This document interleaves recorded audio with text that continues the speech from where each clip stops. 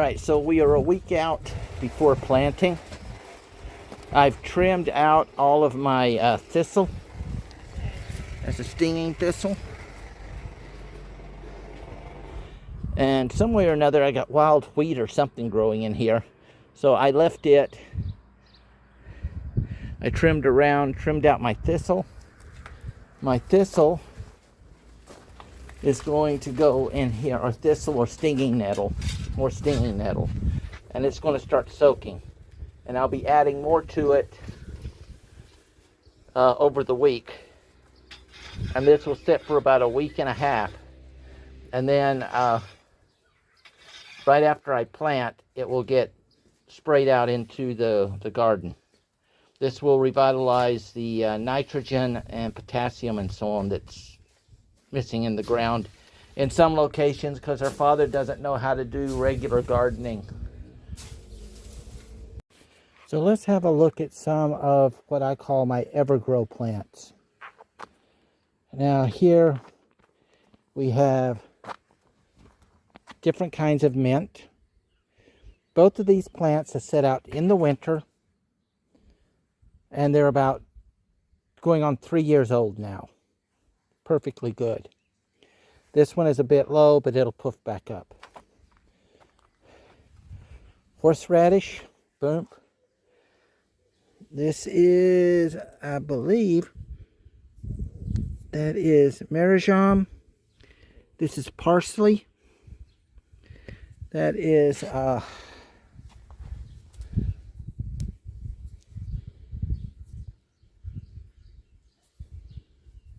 forget what that is.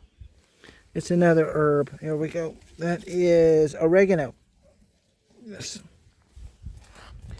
This I just transplanted these. That's why they're looking a bit droopy.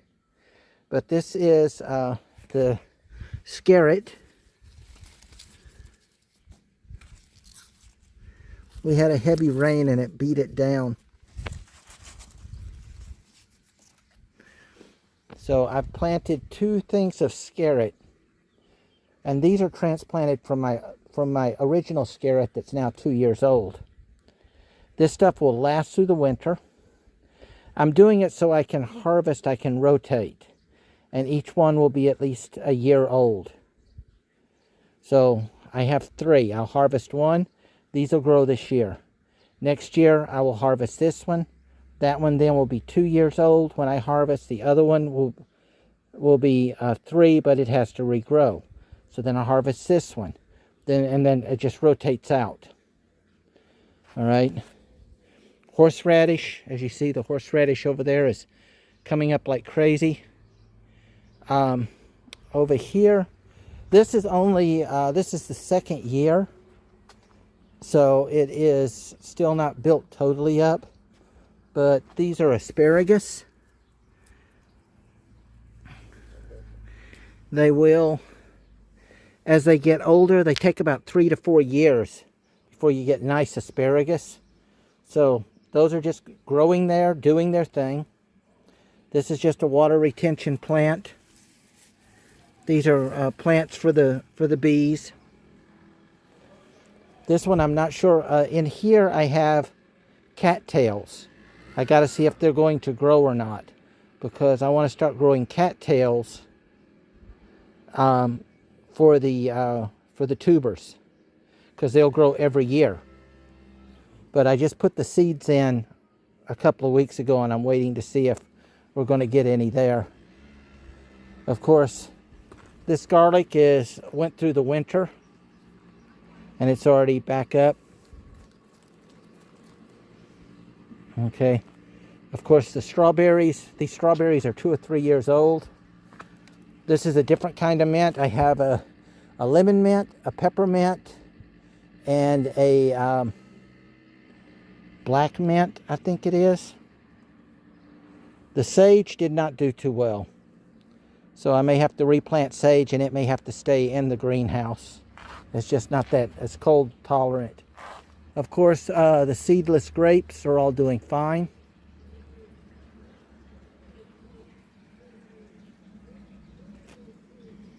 These are, this is Schnit are basically chive onions.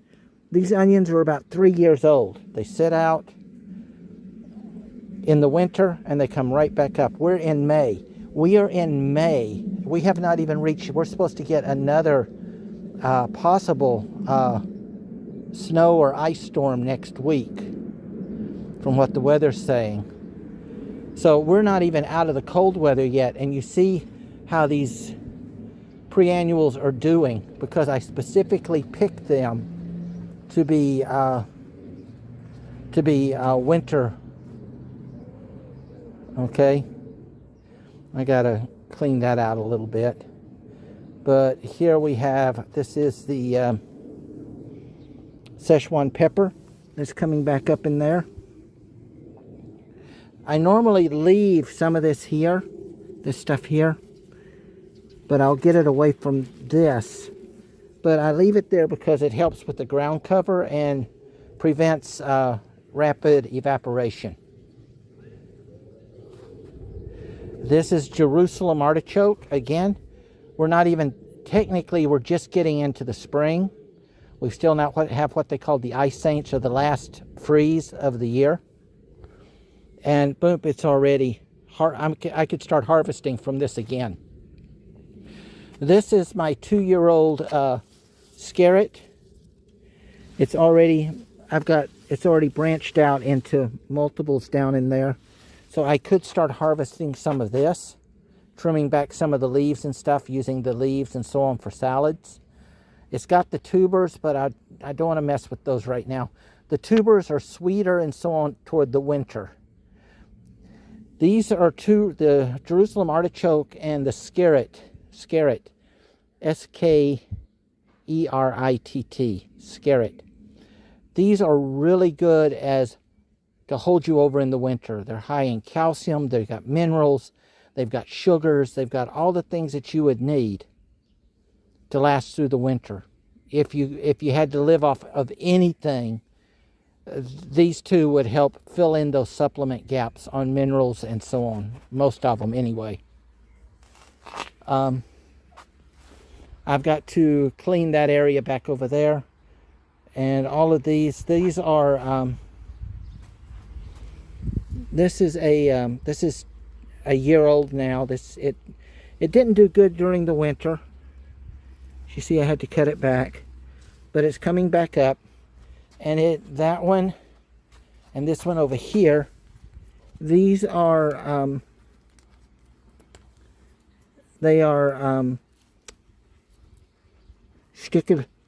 thornless. They're thornless blackberries. So I'm hoping to get some blackberries out of them this year. I've got to clean some of this up. These are all bee flowers. And these are from the seeds from the flowers last year. Boom, that simple. And so I'm gradually moving everything into not a real need to harvest seeds and so on, that I've got a continual growth of something. Of course, the garlic, my onions over here. These onions, these are new onions. These came from seeds from last year's onions. All of these are garlics that was in the cellar that I brought back up and planted, and they're growing back. These bigger ones over here, these are from last year. And so that gives you an idea of what's going on. This is a Filipino ginger, what we'd commonly call a ginger grass. It doesn't make the big clumps at the bottom like the Asian ginger. That's in the greenhouse. That stays in the greenhouse. Then I've got to clean this out a little bit. But all of these plants here, all of this stuff here that you see, this is at least 1 to 2 years old. And they're either coming back in from natural seeding, or they're regrowing from base, because these things are really drought tolerant and winter hardy. You see, we got some different ones over here. I got different ones, and in some of the German houses, it'll grow up on the stuff and on rocks, and you can literally just collect it and put it back in. The stuff grows like crazy. See, this one, it's already extended its way out across through here, and it's sending down. I'll break those off and add those to keep them coming across. These are little yellow bells. We got some small tulips or something coming in there. See, these are already coming up. This, again, this is from last year. So this thing is going on a year old. I like how it comes down. It gives a lot of coverage, but I'm going to bring this up and bring it around. But I can't have it blocking this stuff, which is a different succulent, real drought resistant. So there you go. That is the garden as of May. Blueberries are coming back in. I did find a small walnut that the squirrels had ditched, and it's now growing right here.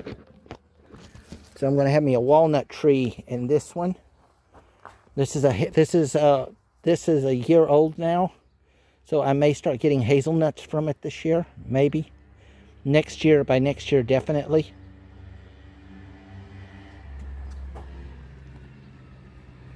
So, at this point, a lot of this stuff, at least 50% of this garden now, I do not have to replant. It will be self-providing, so long as I ensure that I change out the dirt every once in a while. I throw in stuff from my worm garden, that kind of thing. And boom, you see how it's looking. Okay. This right here comes between my hip and my knee. That's how tall that is. That over there comes all the way up over my hip. So, I don't know if I mentioned, that's a lemon tree back there. That goes into the thing in the winter and comes out in the spring. So there you go. This also is a medicinal plant, but it's also a good bee plant. And it just grows naturally. It's self-propagating. So I hope that gives you some ideas of what to do with your own.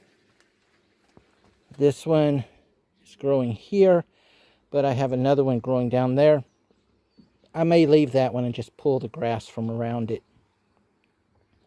Those form into big, like, star clusters. It's some kind of a decorative onion or something, but it makes, like, very nice flowers for the bees. These two is where my wife wants to put her stuff. And this was growing, this came in from seeds from last year naturally.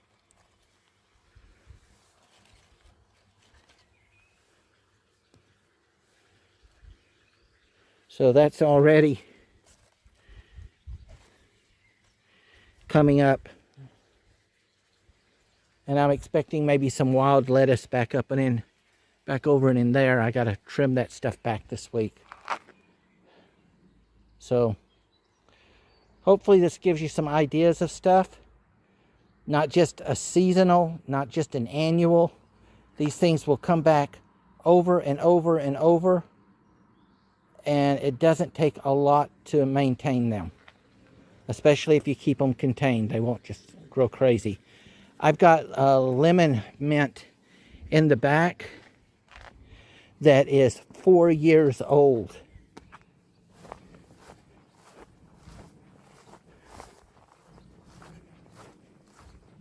And I don't think I could get rid of it even if I tried.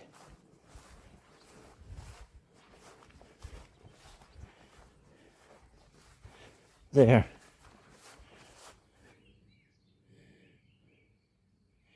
And that just, and I mean, you can see it's already sent tubers out here.